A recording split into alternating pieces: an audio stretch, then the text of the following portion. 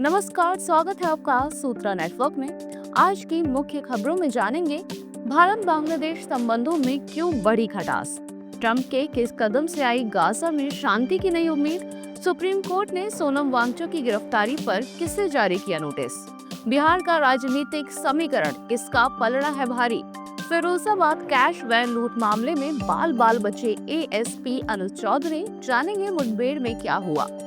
इसके साथ ही देखेंगे कि एआई स्किल्स क्यों है जरूरी, दिल्ली कफ सिरप से कितने मासूमों ने गंवाई जान। ऐसी ही तमाम खबरों पर करेंगे विस्तार से चर्चा।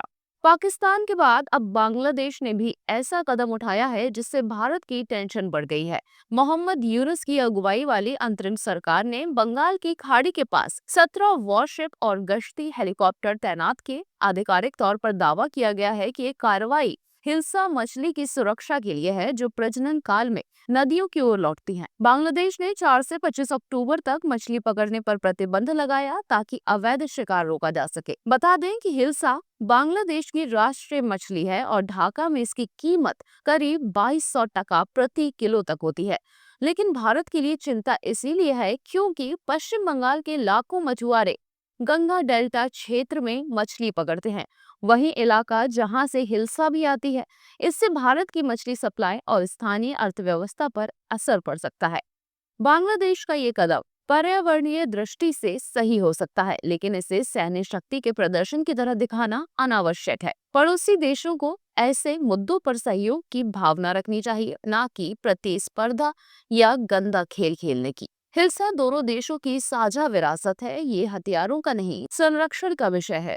अमेरिकी राष्ट्रपति डोनाल्ड ट्रंप ने ऐलान किया है कि इजराइल और हमास गाजा के लिए प्रारंभिक वापसी रेखा पर सहमत हो गए हैं। ट्रंप के मुताबिक जैसे ही हमास इस समझौते की पुष्टि करेगा, युद्ध विराम लागू हो जाएगा और बंधकों की अदला बदली शुरू होगी। उन्होंने इसे 3000 साल पुरानी तबाही के अंत की ओर कदम बताया और चेतावनी दी कि अगर हमास ने देरी या हिंसा जारी रखी तो समझौता रद्द माना जाएगा।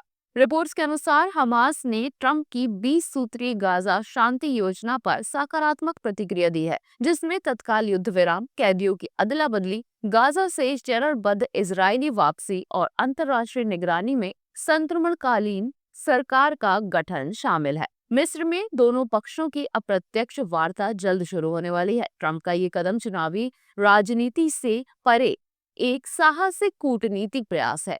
अगर ये योजना सफल होती है तो ये न केवल इजराइल फिलिस्तीन बल्कि पूरे मध्य पूर्व में स्थायी शांति की दिशा में ऐतिहासिक उपलब्धि होगी। हालांकि दोनों पक्षों की अविश्वास भरी राजनीति और सुरक्षा चिंताएं इस समझौते की सबसे बड़ी चुनौती बनी रहेंगी। लद्दाख के सामाजिक कार्यकर्ता सोनम वांगचुक की एनएसए के तहत गिरफ्तारी को चुनौती देने वाली याचिका पर सुप्रीम कोर्ट ने सोमवार यानी 6 अक्टूबर 2025 को केंद्र सरकार को नोटिस जारी किया। सोनम की पत्नी गीतांजलि अंगमो ने 3 अक्टूबर को याचिका दाखिल कर उनकी तत्काल रिहाई की मांग की थी। बता दें कि इसकी अगली सुनवाई 14 अक्टूबर को होगी। गीतांजलि अंगमो ने कहा कि हिरासत अवैध है और डिटेंशन ऑर्डर की कॉपी उन्हें नहीं दी गई। उनके वकील कपिल सिब्बल ने ये तर्क पेश किया। वहीं लद्दाख प्रशासन की ओर से सॉलिसिटर जनरल तुषार मेहता ने बताया कि वांगचुक को सारी जानकारी दी गई है और उन्हें जोधपुर जेल में उनके भाई से मिलने की अनुमति भी मिली। ये मामला व्यक्तिगत स्वतंत्रता और राष्ट्रीय सुरक्षा कानूनों के बीच संवेदनशील संतुलन को दर्शाता है। सुप्रीम कोर्ट की कार्रवाई से उम्मीद है कि कानून प्रक्रिया पारदर्शी और निष्पक्ष तरीके से पूरी होगी। बिहार चुनाव 2025 से पहले सी वोटर सर्वे ने राजनीतिक हलचल बढ़ा दी है। सर्वे के अनुसार तेजस्वी यादव मुख्यमंत्री पद के लिए जनता की पहली पसंद बने हुए हैं। फरवरी से लेकर सितंबर तक उनका समर्थन थोड़ा घटा बढ़ा जरूर है, लेकिन वे अब भी टॉप पर हैं। सितंबर में 36% लोगों ने उन्हें पसंद किया।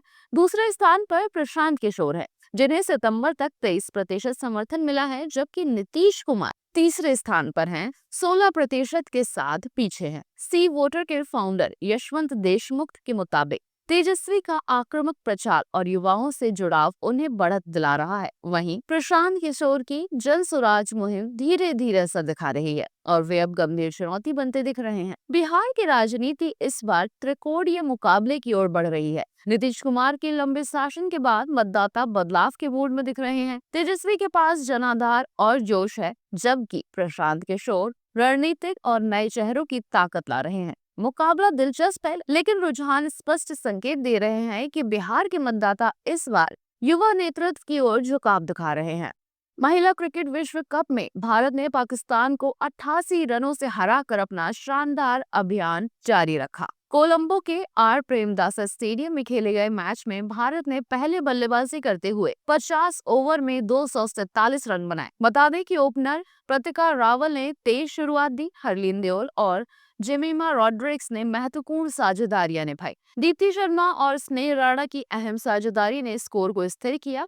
पाकिस्तान की टीम ने जवाब में 43 ओवर में 149 रन पर ऑल आउट हो गई। क्रांति गौर और दीप्ति शर्मा ने 3-3 विकेट लिए। स्नेह राणा ने 2 विकेट चटकाए। सिद्रा अमीन और नतालिया परवेज ने कुछ समय तक टीम को संभाला, लेकिन उनकी पारी के खत्म होते ही पाकिस्तान की उम्मीदें भी समाप्त हो गई। इस जीत के साथ भारत ने पाकिस्तान के खिलाफ महिला वनडे में 12 मैचों में जीत का रिकॉर्ड बरकरार रखा। टीम की बल्लेबाजी और गेंदबाजी दोनों ने दम दिखाया और अजय टीम के रूप में मजबूती दिखाई।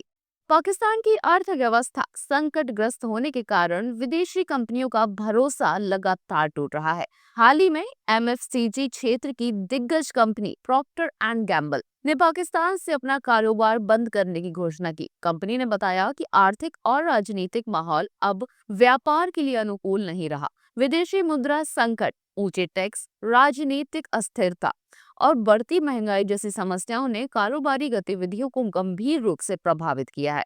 पीएनजी से पहले माइक्रोसॉफ्ट, यामाहा, टेलीनॉर, शेली, टोटल एनर्जीज और फिजर जैसी बड़ी कंपनियां भी पाकिस्तान से अपने संचालन बंद कर चुकी है। इसके चलते देश में निवेश, रोजगार, तकनीकी स्थानांतरण और व्यावसायिक विश्वास पर नकारात्मक असर पड़ा है। 36 लाख करोड़ रुपए की जीडीपी वाले पाकिस्तान अर्थव्यवस्था के लिए ये चेतावनी की तरह है। यदि हालात में सुधार नहीं होता तो आने वाले दिनों में और भी विदेशी कंपनियां देश छोड़ सकती हैं। लिंक्डइन के सीईओ रियान रोजलेंस्की ने कहा कि अब नौकरी पाने के लिए सिर्फ अच्छे कॉलेज की डिग्री पर्याप्त नहीं है। तेजी से बदलते ग्लोबल जॉब मार्केट में प्रैक्टिकल स्किल्स, खासकर एआई से जुड़ी क्षमताएं अब अनिवार्य हो गई हैं। उन्होंने छात्रों और पेशेवरों को सलाह दी कि वे सिर्फ डिग्री पर निर्भर न रहें, बल्कि नई टेक्नोलॉजी और एआई टूल सीखें। रोजलेंस्की ने कहा कि कंपनियों की जरूरतें अब बदल गई हैं। भविष्य उन लोगों का है जो सीखने के लिए तैयार हैं, तेजी से बदलती तकनीक को अपनाते हैं और एआई के साथ सहज हैं। एआई ने जॉब मार्केट में मांग बदल दी है और अब अनुभव की तुलना में स्किल से ज्यादा मायने रखती है। माइक्रोसॉफ्ट के एक हालिया सर्वे के अनुसार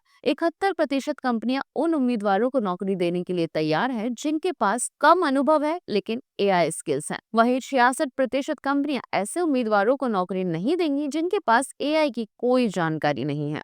फिरोजाबाद पुलिस ने 30 सितंबर को हुई 2 करोड़ रुपए की कैश वैन लूट के मुख्य आरोपी नरेश को मक्खनपुर में मुठभेड़ के दौरान मार गिराया। फायरिंग में एएसपी अनुज चौधरी बुलेट प्रूफ जैकेट की वजह से बच गए, जबकि प्रभारी निरीक्षक रामगढ़ गोली लगने से घायल हो गए। नरेश पुलिस की गिरफ्त से पहले फरार हो गया था। उसके ऊपर डीआईजी शैलेश पांडे ने 50,000 रुपए का इनाम घोषित किया था। पुलिस की पूछताछ में नरेश ने लूट के रुपए छुपाने की जानकारी दी थी, लेकिन घटना स्थल पर निशानदेही के दौरान उसने पुलिस को चकमा देकर भागने की कोशिश की। पुलिस ने नरेश के कब्जे से लूट की 1 करोड़ रुपए से अधिक नकदी, आईफोन, मोटरसाइकिल रसीद और अवैध असले बरामद किए। घायल नरेश को अस्पताल ले जाया गया, जहां उसे मृत घोषित किया गया। प्रभारी निरीक्षक संजीव दुबे का इलाज जारी है।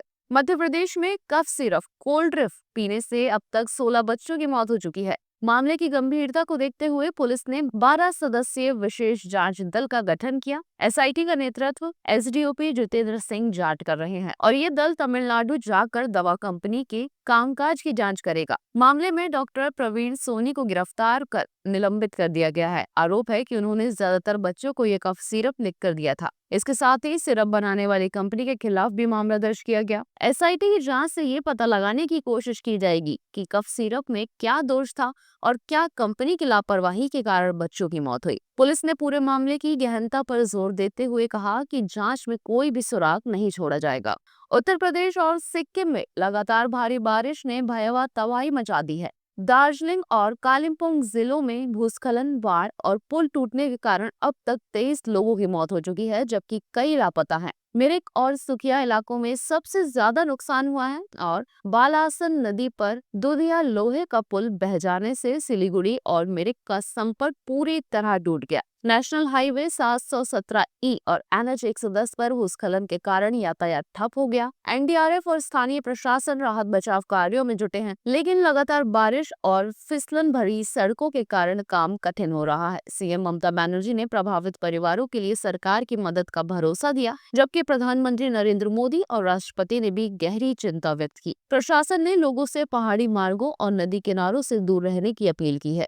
सुपरस्टार रजनीकांत इन दिनों कमर से ब्रेक लेकर आध्यात्मिक यात्रा पर हैं। ऋषिकेश में उनकी एक फोटो सोशल मीडिया पर वायरल हो रही है, जिसमें वे सड़क किनारे पत्तल में खाना खाते दिख रहे हैं। धोती कुर्ता पहने रजनीकांत का ये सादगी भरा अंदाज फैंस को खूब पसंद आया। उन्होंने गंगा आरती में भी हिस्सा लिया और स्थानीय लोगों से बातचीत करते दिखाई दिए। वर्क फ्रंट की बात करें तो रजनीकांत को फिल्म जेलर 2 में देखा जाएगा। फिल्म अगले साल जून में रिलीज होगी और इसमें मोहनलाल, शिवा राजकुमार और जैकी श्रॉफ भी नजर आएंगे। पिछली फिल्म कुली को मिक्स रिस्पांस मिला था, लेकिन बॉक्स ऑफिस पर ये ठीक चली। उसी प्रोडक्शन हाउस के साथ अब जेलर 2 बनाई जा रही है और शूटिंग रजनीकांत की सेहत का ध्यान रखते हुए की जा रही है। तो चलिए जानते हैं आज की खास और रोचक जानकारी। क्या आप जानते हैं चेस यानी शतरंज का खेल वास्तव में भारत की 6ठी शताब्दी ईस्वी में उत्पन्न हुआ था और इसे शुरू में चतुरंग कहा जाता था, जिसका मतलब है सेना के 4 विभाग: पैदल सेना, घुड़सवार, हाथी और रथ। ये बाद में आधुनिक शतरंज के पियोन, नाइट, बिशप और रूक्स में बदल दिए गए। शतरंज फिर पर्शिया गया, जहां इसे शतरंज कहा गया, और आखिर में यूरोप पहुंचा, जहां ये खेल उस रूप में विकसित हुआ जिसे आज हम सभी जानते हैं और खेलते हैं। ये अद्भुत है कि आज दुनिया भर में खेले जाने वाला ये रणनीतिक खेल प्राचीन भारतीय सैन्य रणनीति में जड़ें रखता है। ऐसे ही और भी तमाम खबरों को देखने के लिए सब्सक्राइब करें, बेल आइकन को प्रेस करें और विजिट करें हमारी वेबसाइट।